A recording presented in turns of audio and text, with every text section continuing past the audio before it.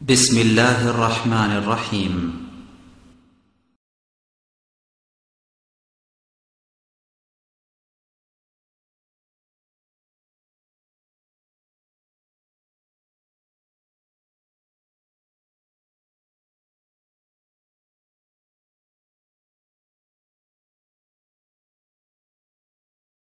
الحمد لله نحمده ونستعينه ونستغفره ونؤمن به ونتوكل عليه ونعوذ بالله من شرور أنفسنا ومن سيئات أعمالنا.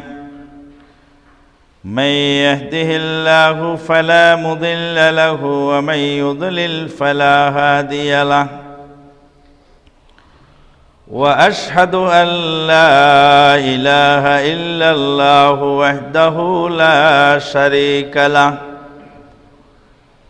وأشهد أن محمدًا عبده ورسوله صلى الله عليه وسلم الذي أرسله بالحق بشيرًا ونذيرًا وداعيا إلى الله بإذنه وسراجا منيرا. أما بعد، فإن خير الحديث كتاب الله، وخير الهدي هدي محمد صلى الله عليه وسلم، وشر الأمور محدثاتها وكل محدثة بدعة وكل بدعة ضلالة وكل ضلالة في النار. أما بعد، فقد قال الله تبارك وتعالى في الكلام المجيد والفرقان الحميد بعد أعوذ بالله من الشيطان الرجيم. يا أيها الذين آمنوا اتقوا الله حق تقاته ولا تموتن إلا وأنتم مسلمون. يا أيها الناس اتقوا ربكم الذي خلقكم من نفس واحدة وخلق منها زوجها وبث منهما رجالا كثيرا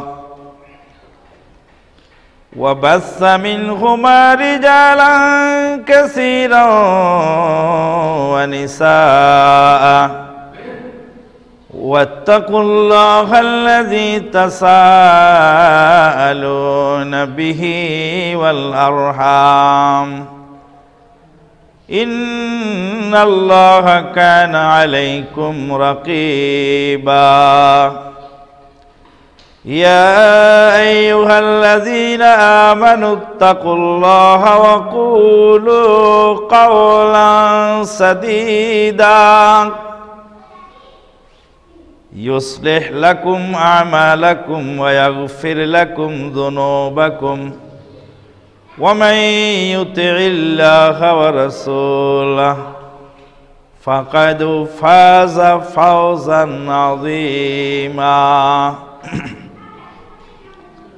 وقال تعالى: يا أيها الناس اعبدوا ربكم الذي خلقكم والذين من قبلكم لعلكم تتقون.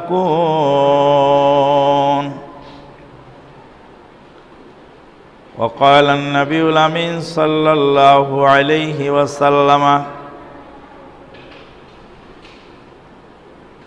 لا يؤمن أحدكم حتى أكون أحب إليه من والده وولده والناس أجمعين، أو كما قال عليه الصلاة والسلام. আল্লাহ পাকের অশেষ মেহেরবানিতে সালাতুল জুমা আদায়ের লক্ষ্যে মইনারটেক বাইতুশ শাফি জামে মসজিদে আমরা সমবেত হতে পেরেছি। যে আল্লাহ পাক পবিত্র এই জুমার দিনে জুমার সালাত আদায়ের জন্য তার পবিত্র ঘরে আমাদেরকে সমবেত হওয়ার তৌফিক দান করলেন, তারই বারগাহে শুকরিয়া জানাই আলহামদুলিল্লাহ। নবী মুহাম্মদুর রাসূলুল্লাহ সাল্লাল্লাহু আলাইহি ওয়াসাল্লামের প্রতি জানাই অগণিত অসংখ্য দরুদ ও সালাম।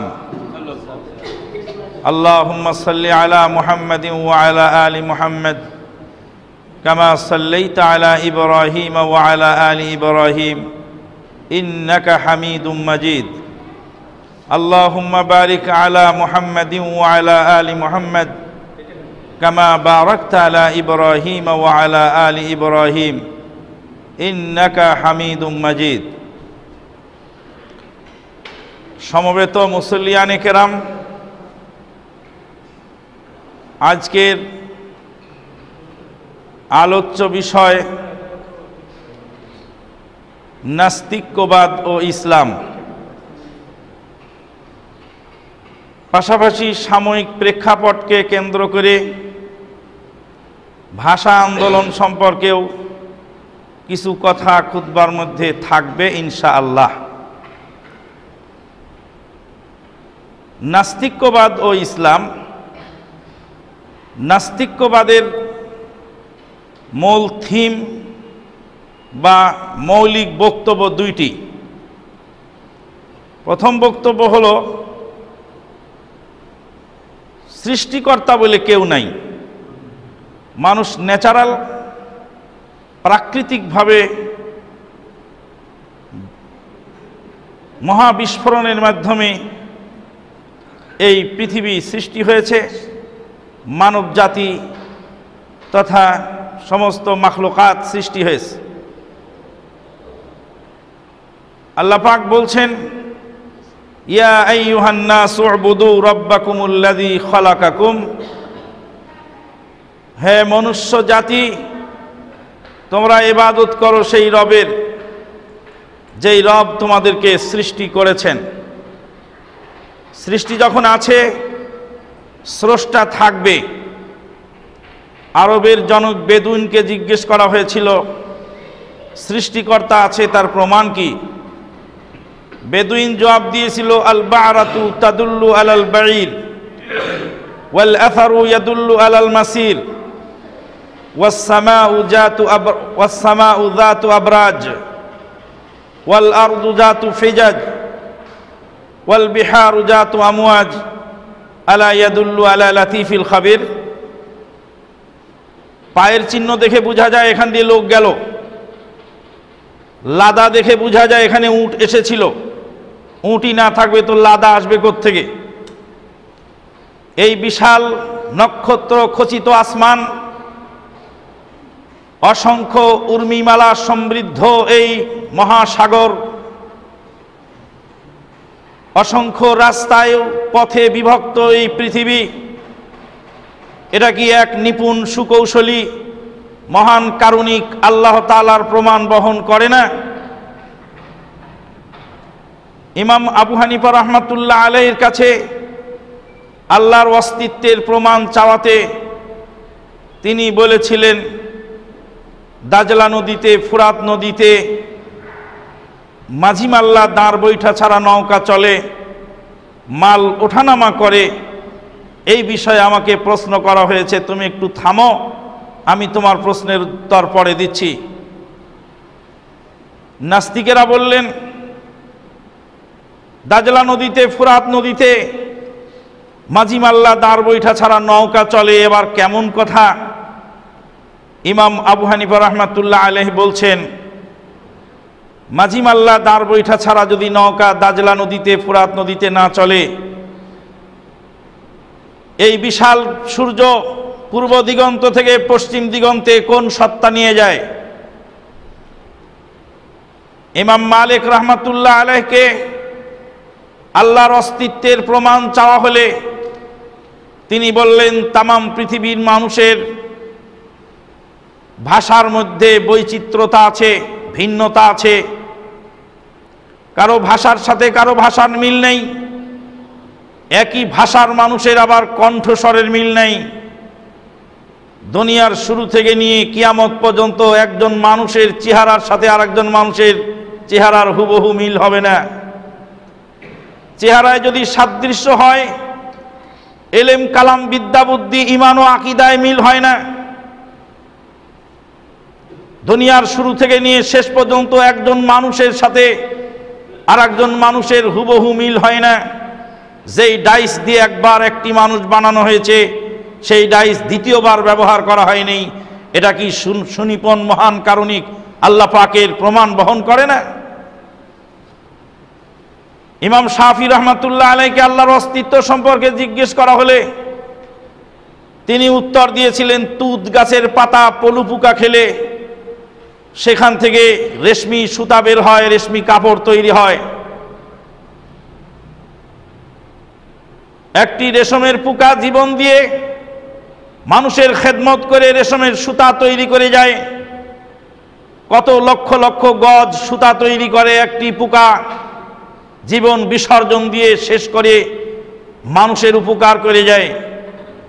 তুত গাছের পাতা যদি গরু ছাগলে খায় তাহলে লাদা বের হয়। একই গাছের পাতা মৌমাছি খেলে সেখান থেকে মধু বের হয়। একই ক্ষেতের এক কোনায় মরিচ লাগানো হয়েছে, আর এক কোনায় তেঁতুল লাগানো আছে, আর এক কোনায় আখ লাগানো আছে। এক এক গাছের স্বাদ ভিন্নতা। এক মাটি থেকে আহার্য গ্রহণ করে যেটা হচ্ছে ভিন্নতা, এটা কোন মহান কারণিক সৃষ্টি করেছেন একটু দেখলেই তো ক্লিয়ার হওয়া যায়। ইমাম আহমদ বিন হাম্বল রাহমাতুল্লাহ আলাইহিকে প্রশ্ন করা হয়েছিল আল্লাহর অস্তিত্ব সম্পর্কে। তিনি বলছিলেন, বিরাট সুরম্য অট্টালিকা, জানালা নাই, দরজা নাই, ভেন্টিলেটর নাই, ছিদ্র নাই, ফাঁক ফোকর নাই। হঠাৎ করে অট্টালিকার এক সাইড ভেঙে গেল, ভিতর থেকে একটি ফুটফুটে বাচ্চা বেরিয়ে আসলো। বলো তো দেখি এটা কে করেছে? ইমাম আহমদ বিন হাম্বল রাহমাতুল্লাহ আলাইহি বলেন, প্রতিনিয়ত তোমাদের বাড়িতে মুরগির ডিম ফুটে বাচ্চা বের হয়। মুরগির ডিম এমন এক সুরম্য অট্টালিকা যার ছিদ্র নাই, ফাঁক ফোকর, ভেন্টিলেটর কিছু নাই। তারই এক অংশ ভেঙে গেল, ভিতর থেকে একটি ফুটফুটে বাচ্চা বেরিয়ে আসলো। ইউখরিজুল হাইয়া মিনাল মাইয়িতি ওয়া ইউখরিজুল মাইয়িতা মিনাল হাই ওয়া ইউহিল আরদা বা'দা মাউতিহা ওয়া কাযালিকা তুখরাজুন। জিন্দা থেকে মুর্দাকে বের করেন, মুর্দা থেকে জিন্দা বের করেন। সেই মহান কারণিক আল্লাহ পাক এভাবেই তোমাদেরকে আবার পুনরুত্থান ঘটাবেন। কাঁঠাল খেয়ে কাঁঠালের বিচি মাটিতে পুঁতে দিলাম, বিচিটা পচে গেল, মাটিতে মিশে গেল, সেখান থেকে গাছ অঙ্কুরিত হলো, আবার নতুন কাঁঠালের জন্ম হলো। যেই আল্লাহ পাক লাশ মাটিতে মিশে যাওয়ার পরে সেই লাশ থেকে আবার পুনরুত্থান ঘটাবেন, তিনি হলেন স্রষ্টা। মহান আল্লাহ সৃষ্টি করেছেন, সৃষ্টিকর্তা, তার সমর্থনে প্রমাণ ভুরি ভুরি বিদ্যমান। যুক্তির আলোকে কোরআন ও সুন্নাহর দলিলে অনেক প্রমাণ রয়েছে। তার পাশাপাশি সমকালীন বিশ্বের একজন পণ্ডিত, নাম ছিল তার ডক্টর মোহাম্মদ নাসিম। ডক্টর মোহাম্মদ নাসিম আল্লাহর অস্তিত্বে বিশ্বাসী নন। তদানীন্তন কালের পাক ভারত উপমহাদেশের বিশিষ্ট আলেমে দ্বীন মাওলানা আব্দুল্লাহ আল কাফি আল কুরাইশি রাহমাতুল্লাহ আলাইহি, তার সাথে ডক্টর নাসিমের কথা হচ্ছিল। ডক্টর নাসিম অনেক বিদ্যা জানেন। মাওলানা আব্দুল্লাহ আল কাফি আল কুরাইশি সাহেব বললেন, ডক্টর নাসিম, তোমাকে আমি একটি প্রশ্ন করব, বলো তো দেখি মুরগি আগে জন্মেছে না ডিম? তখন ডক্টর নাসিম বললেন, মুরগি আগে জন্মেছে। বলে, ডিম ছাড়া তো মুরগি হয় না, তো প্রথম মুরগিটাকে সৃষ্টি করলো? ভাই এমনি এমনি হয়ে গেল। বলছে না, ডিম ছাড়া মুরগি হয় না। তোমরা যারা বস্তুবাদী, যারা বিশ্বাস করো না পরকালকে, যারা বিশ্বাস করো না আল্লাহর অস্তিত্বকে, যারা বিশ্বাস করো না অদৃশ্য বস্তুকে, তাদেরকে আবার জিজ্ঞেস করছি, মুরগি ছাড়া তো ডিম হয় না, তো ডিমটা কোত্থেকে এলো? তো তাহলে প্রথমে ডিমই সৃষ্টি হয়েছিল। ডিম ছাড়া তো মুরগি হয় না, তো মুরগিটা কোত্থেকে এলো? তাহলে মুরগিটাই আগে আসছিল। মুরগি ছাড়া তো ডিম হয় না, ডিম কোত্থেকে এলো? এই প্রশ্ন করতে করতে পরিশেষে এক জায়গায় গিয়ে থেমে গেলেন। ডক্টর নসিমকে মাওলানা আব্দুল্লাহ আল কাফি সাহেব বললেন, তুমি যেখানে থেমে যাও সেখানে আমার জবাব। তিনি হলেন আমার আল্লাহ। মুরগি আগে জন্মেছে না ডিম নামক একটি বই আছে বাজারে, বাংলাদেশ জমিয়াতে আহলে হাদিসের দপ্তরে খুঁজে নিয়ে আপনারা সেটা পড়বেন। বলতেছিলাম যে মানুষ আল্লাহর অস্তিত্বকে স্বীকার করে না। যারা সুফিবাদে বিশ্বাসী তারা বলছে, যারে দেখি নেই নয়নে তারে ভজিব কেমনে? যাকে দেখা যায় না তাকে আমি বিশ্বাস করব কেন? অথচ সেই লোক জীবনে তার পিঠটা ঠিক মতো দেখতে পারেনি, তার মাথাটা যদি তাকে দেখতে বলা হয় ঠিক মতো দেখতে পায়নি। পিতাকে স্বীকার করেন, জন্মদাতা পিতা সম্পর্কে দলিল চাইলে তিনি দলিল দিতে পারবেন না। এখানেই রয়েছে আমাদের আকীদা ও বিশ্বাস। আলিফ লাম মিম যালিকাল কিতাবু লা রাইবা ফি হুদাল লিল মুত্তাকিন আল্লাযীনা ইউমিনুনা বিল গায়ব ওয়া ইউকিমুনাস সালাত।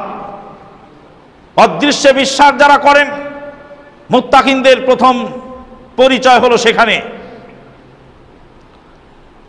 আল্লাহর অস্তিত্ব সম্পর্কে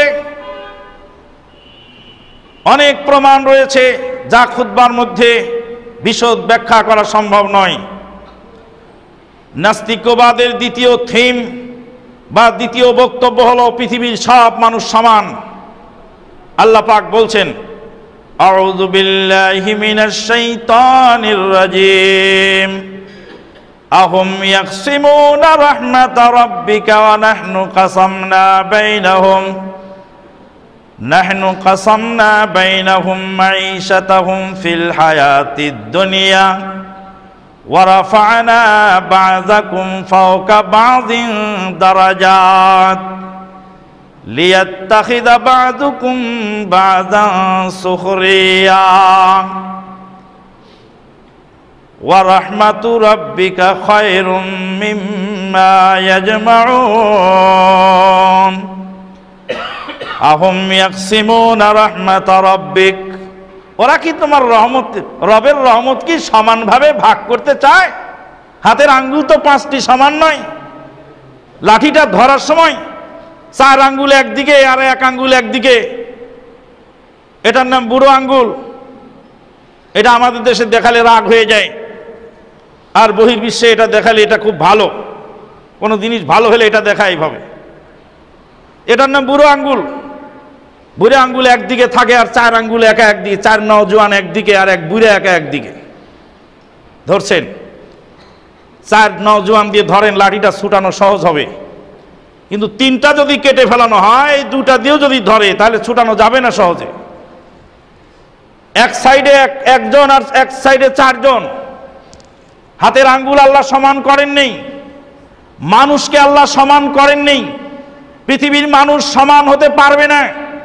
পৃথিবীর সব মানুষ যদি কোটিপতি হয়ে যায়, তাহলে এই কোটিপতিদের খেদমতের জন্য বিল্ডিং বানানোর জন্য রাজমিস্ত্রি দরকার, গাড়ি চালানোর জন্য ড্রাইভার দরকার, বাড়িতে হাউসমেট দরকার। তারা কে কোন কাজ করবে? তাদের যদি অভাব না থাকবে, সে আপনার বাড়িতে থাকবে কেন? পৃথিবীর সব মানুষ যদি গরিব হয়ে যায়, কর্মস্থল কোথায় পাবে, কাজ করবে কোথায়, খাবে কোত্থেকে? আল্লাহ পাক বলছেন আহুম ইয়াকসিমুনা রাহমাতা রাব্বিক, ওরা কি তোমার রবের রহমতকে ভাগ করতে চায়? ওয়া নাহনু কাসামনা বাইনাহুম মাঈশাতাহুম, আমি তাদের জীবন জীবিকাকে বন্টন করে দিয়েছি। ওয়া রাফা'না বা'যাহুম ফাওকা বা'যিন দারাজাত, এক দলকে আরেক দলের উপরে প্রাধান্য দিয়েছি। লিয়াত্তাখিযা বা'যুহুম বা'যান সুখরিয়া, যাতে একে অপরকে কাবু করে তার পাওনাটা আদায় করতে পারে। কোটিপতি মানুষ, সে মানুষ অসহায় তার গাড়ির ড্রাইভারের কাছে। ড্রাইভার যদি তাকে মধ্য রাস্তায় ফেলে দিয়ে চলে যায়, তার কিছুই করার নাই। কোটি কোটি টাকার ব্যবসা করেন, তার গায়ের মধ্যে ক্ষমতা নাই। একজন অসহায় কুলির কাছে তিনি জিম্মি, কুলির অপেক্ষায় বসে আছেন। বিরাট বড় পয়সাওয়ালা মানুষ রাস্তার ঝাড়ুদারের কাছে জিম্মি। এমনকি সমাজের সবচেয়ে নিম্ন শ্রেণীর যারা পয়ঃনিষ্কাশনের কাজ করেন, তাদের কাছেও মানুষ জিম্মি হয়ে থাকে। তারা যদি এক সপ্তাহ কর্মবিরতি দেয়, তাহলে ভিআইপি শহরের ভিআইপিদের, ভদ্রলোকী এবং বড়লোকী সব সেখানে ধূলিসাৎ হয়ে যায়। সমাজের ছোট থেকে বড় শ্রেণীর লোক, সব শ্রেণীর লোক দরকার।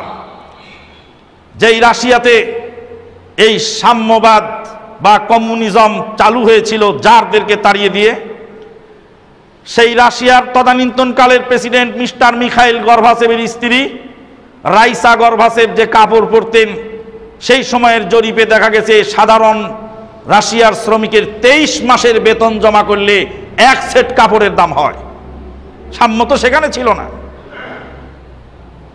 রাশিয়ার সাধারণ জনগণ এবং পলিট ব্যুরোতে যারা ছিলেন, তাদের মর্যাদা অবশ্যই সমান ছিল না। মানুষ কশ্চিনকালেও সমান হয়ে পৃথিবীতে চলতে পারে না। আল্লাহ পাক তাই বলছেন ওয়া নাহনু কাসামনা বাইনাহুম মাঈশাতাহুম ওয়া রাফা'না বা'যাহুম ফাওকা বা'যিন দারাজাত, এক দলকে আরেক দলের উপরে প্রাধান্য দিয়েছি। লিয়াত্তাখিযা বা'যুহুম বা'যান সুখরিয়া, রিকশাওয়ালার বাড়িতে খাবার নাই, আপনাকে বহন করে টাকা নিয়ে রুটি কিনবে, তারপরে খাবে, আর আপনি পায়ে চলার ক্ষমতা আপনার নাই। রিকশার অপেক্ষায় অপেক্ষমান, রিকশা আসবে, আপনি চড়বেন। রিকশাওয়ালার কাছে আপনি জিম্মি, আর রিকশাওয়ালা আপনার কাছে জিম্মি। আপনার টাকাটা নিবে, তারপরে ওর সকালের নাস্তাটা হবে।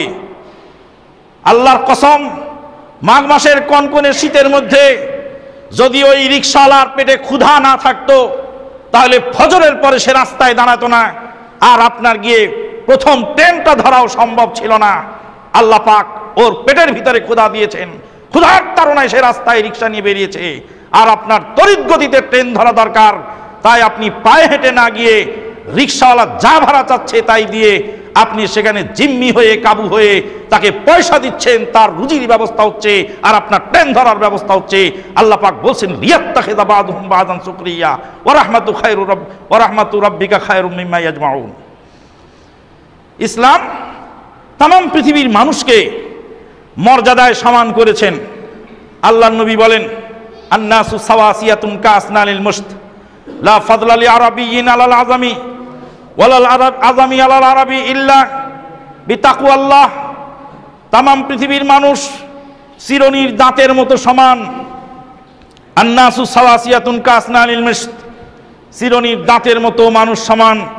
লা ফাদলা লি আরাবিয়্যিন ওয়ালাল আযামি আলাল আরাবি ইল্লা বিতাকওয়াল্লাহ। আল্লাহর ভয় ছাড়া মানুষের মধ্যে বৈষম্য নাই।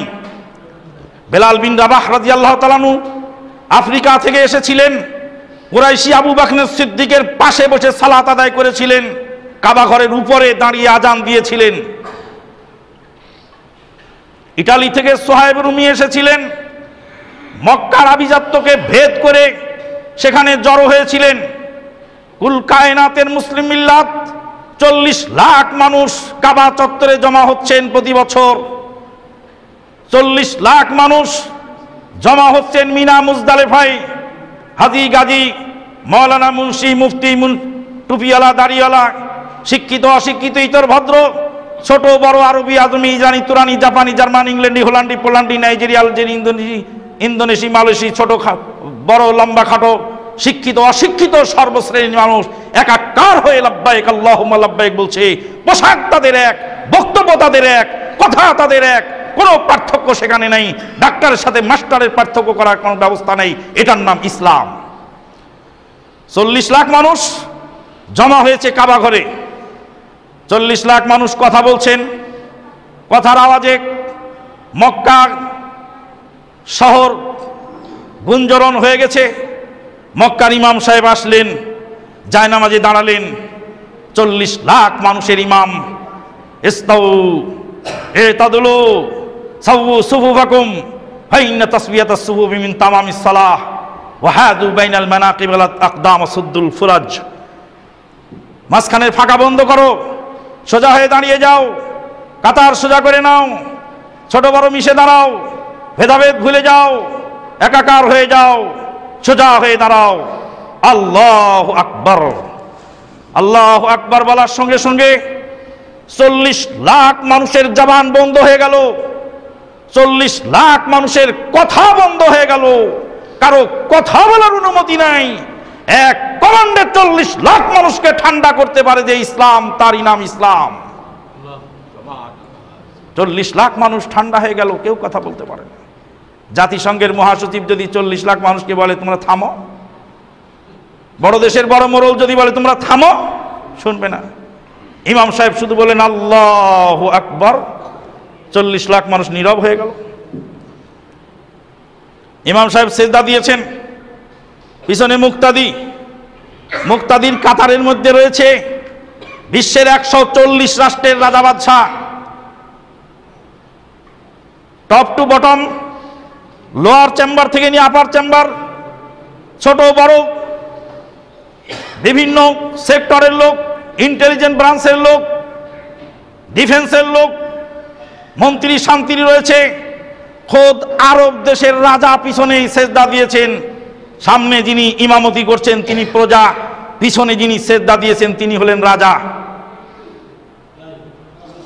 প্রজা বলছেন আল্লাহু আকবার, রাজা পরে মাথা তুলছেন। প্রজা আল্লাহু আকবার না বললে রাজা মাথা তুলতে পারে না।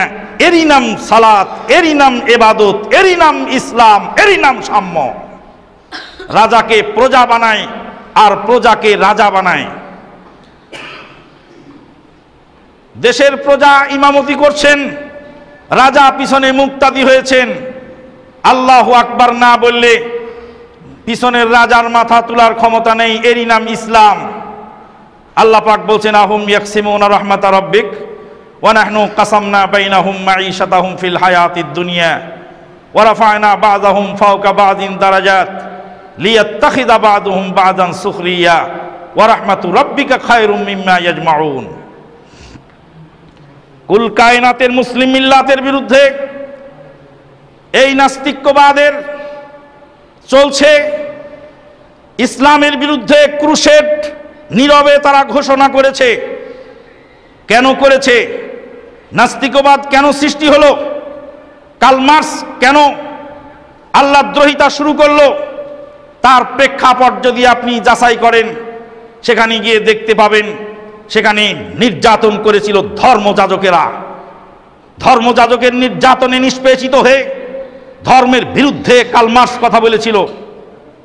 প্রত্যেক মাস্তানকে জবানবন্দি নিয়ে জিজ্ঞেস করবেন তুমি মাস্তান হয়েছো কেন, মানুষ খুন করো কেন? ভিতরে তার একটি বিরাট দাগ রয়েছে, ভিতরে তার একটি চাপা ক্ষোভ রয়েছে, যেই ক্ষোভের কারণে সে ক্রাইমে জড়িত হয়ে পড়েছে। আল্লাহ পাক বলছেন ইন্না কাসীরাম মিনাল আহবারি ওয়ার রুহবান ইন্না কাসীরাম মিনাল আহবারি ওয়ার রুহবানি লা ইয়াকুলুনা আমওয়ালান নাসি বিল বাতিল ওয়া ইয়াসুদ্দুনা আন সাবিলিল্লাহ ওয়াল্লাযীনা ইয়াকনিজুনাল যাহাবা ওয়াল ফিদ্দাতা ওয়া লা ইউনফিকুনা ফাবাশশিরহুম বিআযাবিন আলীম ইন্না কাসীরাম মিনাল আহবার বলা হয় ধর্মযাজক, যারা ধর্মের কথা বলে কিন্তু আমল নেই, কুরআন হাদিসের কথা বলে কিন্তু আমল নেই, তারা হলো আহবার। ওয়ার রহবান, রহবান বলা হয় ধার্মিক লোক, বৈরাগী, সন্ন্যাসী, যারা ধর্ম পালন করে কিন্তু এলেম নাই, এলেম নাই, ধর্ম পালন করে। আর এলেম আছে, ধর্মের উপর চলে না, তারা হলো আহবার। ইন্না কাসীরাম মিনাল আহবারি ওয়ার রহবান লা ইয়াকুলুনা আমওয়ালান নাসি বিল বাতিল, অবৈধভাবে মানুষের সম্পদ লুটে খায়। মানুষের সম্পদ কিভাবে লুটে খাচ্ছে এদেশের পীরতন্ত্র, ঠাকুরতন্ত্র আপনারা আমরা লক্ষ্য করে দেখি। একজন পীরের ব্যক্তিগত নজরানা 26 লাখ। পীরের ব্যবসা বিনা পুঁজির ব্যবসা, ট্রেড লাইসেন্স লাগে না, দুদকে ধরে না, এটার কোনো হিসাব লাগে না, ইনকাম ট্যাক্স লাগে না। পীরের মাজারে বেলচা দিয়ে টাকা তুলে তারপরে বস্তা ভরে নিয়ে যাওয়া হচ্ছে, ব্যাংকে মেশিন দিয়ে গণনা করা হচ্ছে, অথচ পাশেই দুস্থ মানবতা না খেয়ে মরছে। পীরদের জাকাত লাগে না, পীরদের ইনকাম ট্যাক্স লাগে না, এটা চলছে ধর্মের নামে ব্যবসা। মাদ্রাসার তালেব ইলম চাকু হাতে করে বেরিয়ে গেল, আপনার গরুটা জবাই করে দিল, চামড়াটা নিয়ে চলে গেল মাদ্রাসায়। গরিব দুঃখী মানুষ এলাকার খাবে কি? গরিব দুঃখী মানুষ খেতে পাচ্ছে না, সেখানে মানুষের টাকা লুটে নিয়ে ওয়াজ মাহফিলের নামে 50,000 টাকা এক বক্তার বাজেট। 1 ঘন্টা ধর্মের কথা বলে 50,000 টাকা নিতে হবে, এটা এই আয়াতেরই, এই আয়াত তার প্রতি ইঙ্গিত দিচ্ছে। ইন্না কাসীরাম মিনাল আহবারি ওয়ার রহবান লা ইয়াকুলুনা আমওয়ালান নাসি বিল বাতিল। রিকশাওয়ালা ঘাম ঝরছে, সে রিকশাওয়ালা 10 টাকা চাঁদা দিল, বিশাল বড় ওয়াজ মাহফিল হবে, 1 ঘন্টা বক্তৃতা করলে 50,000 টাকা বক্তাকে দিতে হবে। মানুষের টাকা লুটে খাচ্ছে, চুষে খাচ্ছে, আল্লাহ যে বলছেন এরা তার জ্বলন্ত প্রমাণ। গরিব দুঃখী মানুষ খেতে পায় না যে দেশে, সে দেশে এগুলি চলছে। কাসীরাম মিনাল আহবারি ওয়ার রহবান লা ইয়াকুলুনা আমওয়ালান নাসি বিল বাতিল, অবৈধভাবে মানুষের অর্থ সম্পদ লুটে খাচ্ছে। ওয়া ইয়াসুদ্দুনা আন সাবিলিল্লাহ, আর আল্লাহর রাস্তা থেকে মানুষকে ফিরিয়ে আনে, আল্লাহর রাস্তা থেকে মানুষকে ফিরিয়ে আনছে। আল্লাহর ইসলাম বলেছে ছোট বড়র ভেদাভেদ নাই, আল্লাহর ঘর মসজিদে এসে সবাই সমান হয়ে দাঁড়াবে। কিন্তু মোল্লার ইসলাম বলেছে আধ হাত ফাঁকা হয়ে দাঁড়াও, একজন মুরব্বীর পায়ের সাথে পা লাগালে বেয়াদবি হয়ে যায়। মসজিদে নববীতে আমি আমানুল্লাহ নামাজ পড়তেছিলাম, দ্বিতীয় কাতারে বসেছিলেন মদিনা ইউনিভার্সিটির vice chancellor doctor Saleh Abdullah Al Ubaid.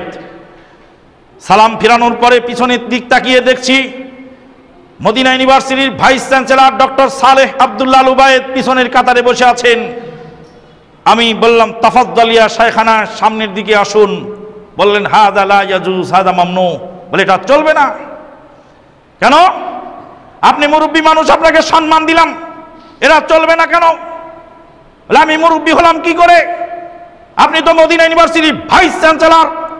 ইন্নামা আনা তুয়াইলিম, আমি হলাম ন্যূনতম একজন ছাত্র। তিনি জবাব দিলেন এটা মসজিদে নববী, এটা মদিনা ইউনিভার্সিটি নয়। মদিনা ইউনিভার্সিটিতে যখন আমি ঢুকবো তখন আমার ভাইস চ্যান্সেলরের চেয়ারে আমি বসবো। আমার বাপ যদি সেখানে আসে দর্শনার্থীর চেয়ারে বসবেন, আমার চেয়ার সেখানে ছাড়া হবে না। কিন্তু আল্লাহর ঘর মসজিদে এসে পৃথিবীর কোন মানুষের ভিতরে পার্থক্য করা যাবে না। তুমি আগে এসেছো, আগের কাতারে দাঁড়াবে, আমি পরে এসেছি, পরের কাতারে দাঁড়াবো। আল্লাহর দরবারে রিলিফ ভিখারি হয়ে আমি এসেছি। আমি জানি না আমার দাগে কবুল হয়েছে না তোমার দাগে কবুল হয়েছে। এটা তো সেই মসজিদে নববী যেখানে আফ্রিকার কেনা গোলাম বেলাল বিন রাবাহ এসে আবু বকর সিদ্দিকের পাশে জায়গা করে দাঁড়িয়েছিলেন, বসেছিলেন। এই সাম্য ইসলাম আমাদেরকে শিক্ষা দিয়েছে। আজকে কি হচ্ছে? আল্লাহ বলেছেন মিলে মিলে দাঁড়াও, মক্কার ইমাম বলছেন মিলে মিলে দাঁড়াও, নবী বলছেন মিলে মিলে দাঁড়াও, মোল্লা বলছেন আধা আধা ফাঁকা ফাঁকা হয়ে দাঁড়াও। আমার স্ত্রী অপরাধ করেছে, আমি মার দিলাম স্ত্রীকে, বেধড়ক মারপিট করার পরে স্ত্রীকে একসাথে 3 তালাক দিয়ে দিলাম। স্ত্রীকে একসাথে 3 তালাক দিলে তালাক একটি হয়, 3 তালাক একসাথে হয় না। ইসলাম সিনিমিনি খেলার ধর্মের নাম নয়। আমার একটি সংসার মুখের ফুৎকারে মুহূর্তের মধ্যে ভেঙে যাবে। ইসলাম এ ধরনের অমানবিক ধর্ম নয়। আমার স্ত্রীকে তালাক দিতে হলে ঠান্ডা মাথায় 3 মাস ধরে তালাক দিতে হবে, 3 মাস অপেক্ষা করতে হবে, তারপরে বিচ্ছেদ হবে। একসঙ্গে এক নিঃশ্বাসে 3 তালাক বললাম, স্ত্রীকে বেধড়ক মারপিট করলাম, জুলুম করলাম, 3 তালাক একসাথে দিলাম। ইসলামী শরীয়তের দৃষ্টিতে আল্লাহর আইনে তালাক হয়নি, কিন্তু মোল্লার আইনে হয়ে গেছে। এবার মোল্লা বললেন আরেকজনের কাছে তুমি 3 দিনের জন্য বিবাহ দাও। তাই তো নওগাঁর জনৈক ম্যাজিস্ট্রেটের স্ত্রীকে যখন বলা হলো, তখন ম্যাজিস্ট্রেটের স্ত্রী জবাব দিচ্ছে, তুমি আমাকে নির্যাতন করেছো, তালাক দিয়েছো আমাকে, তুমি আমাকে তুমি তালাক দিয়েছো, তা আমি আমার আরেকজনের বাড়িতে জেল খাটতে যাবো কেন? তোমাকে যদি বিবাহ যদি আরেকজনের সাথে দিতে হয় তা আমার স্বামীকে দিতে হবে, আমাকে কেন দিতে হবে? আমি কেন 3 দিনের জন্য জেল খাটতে যাব? 3 দিনের জন্য বিবাহ দিয়ে দেওয়া হলো। বিবাহ দিয়ে দেওয়ার পরে তারপরে 3 দিনের মাথায় ম্যাজিস্ট্রেটের স্ত্রী ওই লোক আর ছাড়লো না, বললো যে না আমি রেখে দেবো, আমি আর ছাড়বো না। ম্যাজিস্ট্রেটের সংসার ভেঙে গেল। ম্যাজিস্ট্রেট পাগল হয়ে রাস্তায় ঘুরে বেড়ায় আর বলে, এই হিল্লার ফতোয়া যে মৌলবী দিবে তাকে 18 বছর সশ্রম কারাদণ্ড আমি দেব। বন্ধুগণ, এটা হলো নির্যাতন। আল্লাহর আইনে বলেনি, মোল্লার আইনে বলেছে।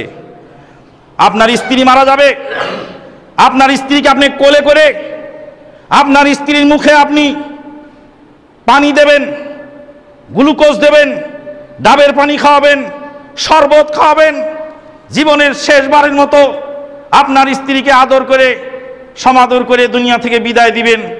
আপনার স্ত্রীকে মনের মাধুরী মিলিয়ে আপনি নিজ হাতে সাবান শ্যাম্পু দিয়ে গোসল করিয়ে কাফনে জড়িয়ে কবরে রাখবেন। এটা হলো ইসলামী শরীয়ত। আল্লাহ নবী বাকিউল গারকাত থেকে ফিরে আসলেন। ফিরে এসে মা আয়েশা সিদ্দিকার মাথা ব্যথা। মা আয়েশা সিদ্দিকাকে বলেন, আয়েশা তোমার যদি মৃত্যু আজকে হয়ে যায় তাহলে আমি নবী তোমাকে গোসল করাবো, কাফন পরাবো, নিজ হাতে কবরে রাখবো। আলী ইবনে আবি তালেবের স্ত্রী ফাতেমাতুজ জাহরা ইন্তেকাল করলেন। আলী ইবনে আবি তালেব নিজ হাতে গোসল করালেন। আলী ইবনে আবি তালেব নিজ হাতে ফাতেমাতুজ জাহরাকে গোসল করিয়ে কাফনে জড়িয়ে কবরে রাখলেন। আবু বকর সিদ্দিক ইন্তেকাল করলেন।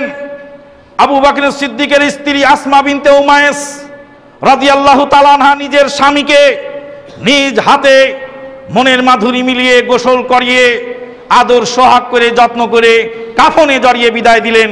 মোল্লা বলে দিয়েছে তোমার স্ত্রী মরে যাওয়ার সাথে সাথে হারাম হয়ে গেছে, তোমার স্ত্রীকে দেখা হারাম। মোল্লা ধরে টেনে নিয়ে চলে গেল ওই লোককে, যে লোকের স্ত্রী মৃত্যুর যন্ত্রণায় কাতরাচ্ছে। মোল্লার আইনে তাকে ধরে নিয়ে চলে গেল। এটার নাম হলো নির্যাতন, এটার নাম হলো নিষ্পেষণ। স্বামী মরে গেলে স্ত্রী হারাম হয়ে যায়, স্বামী মরে গেলে স্ত্রী হারাম হয়ে যায়, স্বামী মরে গেলে স্ত্রীর জন্য স্বামী হারাম হয়, স্ত্রী মরে গেলে স্বামীর জন্য হারাম হয়। অতএব দেখাও হারাম। যদি বিনীত স্বরে জিজ্ঞেস করি, মোল্লাজি দেখা তো হারাম, কিন্তু স্ত্রী রেখে যাও মালগুলি খেতে লাগে বড় আরাম। আমার স্ত্রী মারা গেলেন, আমার জন্য হারাম, তাই আমি আমার স্ত্রীকে, মুর্দা স্ত্রীকে এক নজর দেখার সুযোগও পেলাম না। কিন্তু স্ত্রী যে মাল রেখে গেলেন, সে মালের মিরাজ কি করে হলাম আমি? যাকে দেখা হারাম হয়ে গেল তার মালটা খাওয়া হালাল হলো কি করে? আমি যদি মারা যাই, আমার স্ত্রী যদি আমাকে এক নজর দেখতে না পারে, হারাম হয়ে যায়, বিবাহ বিচ্ছেদ হয়ে যায়, সম্পর্ক ছিন্ন হয়ে যায়। সম্পর্ক ছিন্ন হলো, তা আমার রেখে যাওয়া মালের উত্তরাধিকার সে কি করে পায়?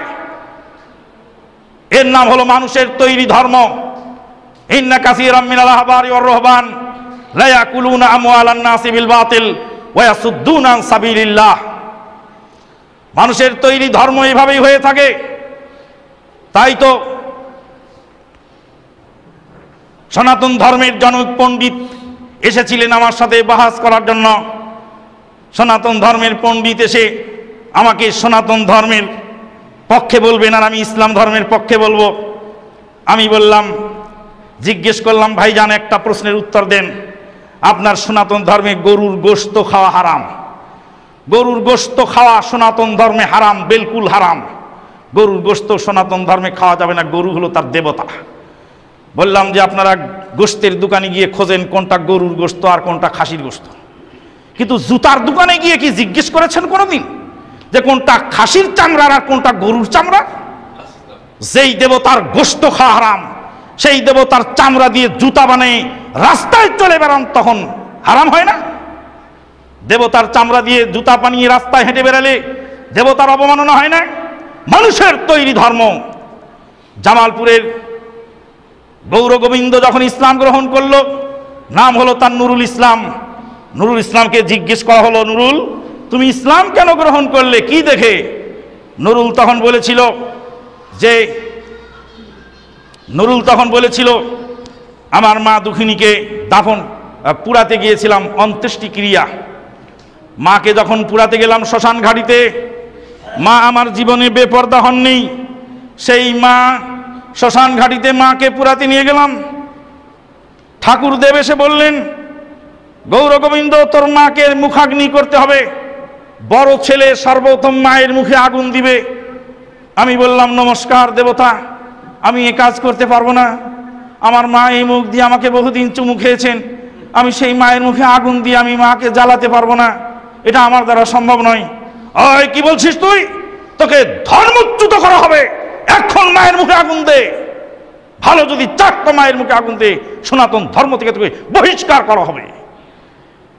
নুরুল ইসলাম তখন গৌর গোবিন্দ, সে বলছে আমি পেট্রোলের বোতল মায়ের মুখে ঢেলে ম্যাচ ধরায় দিলাম, মুহূর্তের মধ্যে মা ঝলসে গেল। মায়ের পরনের বস্ত্র পুড়ে মা উলঙ্গ হয়ে গেল।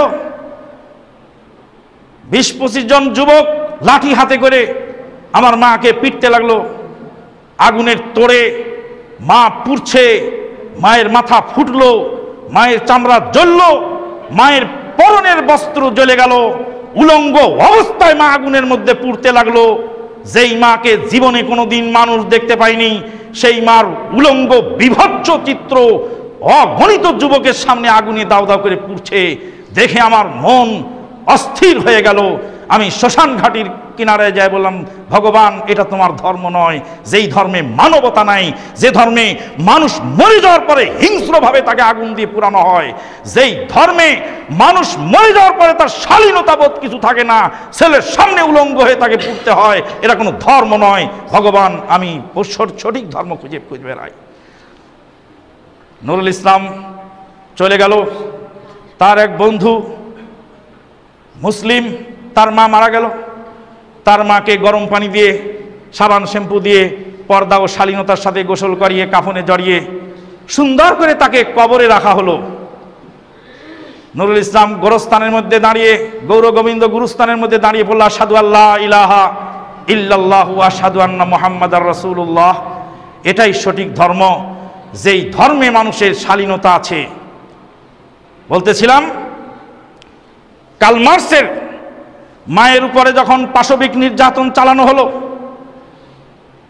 ধর্মযাজকদের কাছে যাওয়া হলো বিচারের জন্য। ধর্মযাজকরা বললেন, দেশের রাজা ইচ্ছা করলে দেশের যে কোনো মানুষকে ইউজ করতে পারে।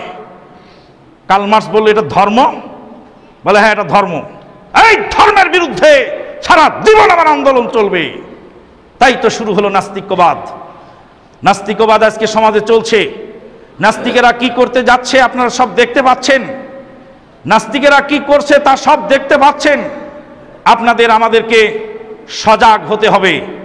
আল্লাহ পাক আমাদেরকে কবুল করুন, আল্লাহুম্মা আমিন। আকুলু কওলি হাযা আস্তাগফিরুল্লাহ লি ওয়া লাকুম ওয়া লিসাইরিল মুসলিমিন ফাস্তাগফিরুহু মিন কুল্লি যামবিন ওয়া আতুবু ইলাইহি ইন্নাহু হুয়াল গাফুরুর রহিম।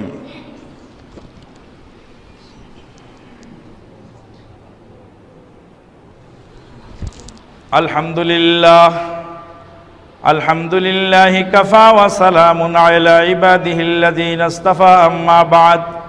ফাউযু বিল্লাহি মিনাশ শাইতানির রাজীম। ইন্নাল্লাহা ওয়া মালাইকাতাহু ইউসাল্লুনা আলান নবী ইয়া আইয়ুহাল্লাযীনা আমানু সাল্লু আলাইহি ওয়া সাল্লিমু তাসলিমা। اللهم صل على محمد وعلى آل محمد كما صليت على إبراهيم وعلى آل إبراهيم إنك حميد مجيد اللهم بارك على محمد وعلى آل محمد كما باركت على إبراهيم وعلى آل إبراهيم إنك حميد مجيد وصل على سائر الأنبياء والمرسلين وعلى الملائكة المقربين وعلى عباد الله الصالحين خصوصا على الخلفاء الراشدين المهديين وعلى جميع الصحابة والأنصار والمهاجرين وعلى التابعين الجاهدين الراشدين برحمتك يا أرحم الراحمين اللهم انصر من نصر دين محمد صلى الله عليه وسلم وجعلنا منهم واخذل من خذل دين محمد صلى الله عليه وسلم ولا تجعلنا منهم عباد الله رحمكم الله إن الله يأمر بالعدل والإحسان وإيتاء ذي القربى وينهى عن الفحشاء والمنكر والبغي يعظكم لعلكم تذكرون اذكروا الله يذكركم وادعوه يستجب لكم ولذكر الله تعالى له عز وجل وتم وعظم أكبر